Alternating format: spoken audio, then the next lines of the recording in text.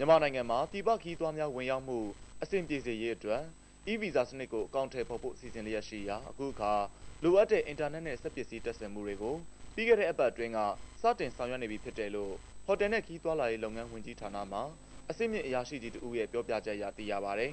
။ e-visa စနစ်အတွက်အင်တာနက်စတင်တပ်ဆင်မှုကိုတော့နိုင်ငံခြားသားဧည့်သည်ဝင်ရောက်မှုအဆင်ပြေလွယ်ကူစေရေးကော်မတီဥက္ကဋ္ဌဖြစ်တဲ့ဟိုတယ်နဲ့ခီးသွားလာရေးလုပ်ငန်းဝင်ကြီးဌာနရုံးမှာစတင်တပ်ဆင်ခြင်းနဲ့ပြည်ထောင်စုဝန်ကြီးဌာနမှတပ်ဆင်ခြင်းများပြုလုပ်ခဲ့တယ်လို့သိရပါတယ်။ဒါ့အပြင်အခုရက်ပိုင်းမှာတော့လူဝင်မှုကြီးကြပ်ရေးနဲ့ပြည်သူ့အင်အားဝန်ကြီးဌာနမှလည်းတပ်ဆင်လျက်ရှိတယ်လို့သိရပါတယ်။ဒါ့အပြင်နောက်ပိုင်းမှာတော့ရန်ကုန်ပြည်ဆိုင်ရာလေဆိပ်၊မန္တလေးလေဆိပ်၊ပုဂံလေဆိပ်၊နေပြည်တော်လေဆိပ်တွေမှာပထမအဆင့်အနေနဲ့စတင်တပ်ဆင်သွားမှာဖြစ်တယ်လို့သိရပါတယ်။ဒါ့အပြင်ဒုတိယအဆင့်အနေနဲ့နယ်စပ်ဝင်ပေါက်တွေဖြစ်တဲ့မူဆယ်၊ကော့သောင်း၊တာချီလိတ်အစရှိတဲ့ဝင်ပေါက်တွေမှာတပ်ဆင်သွားမှာဖြစ်ပြီး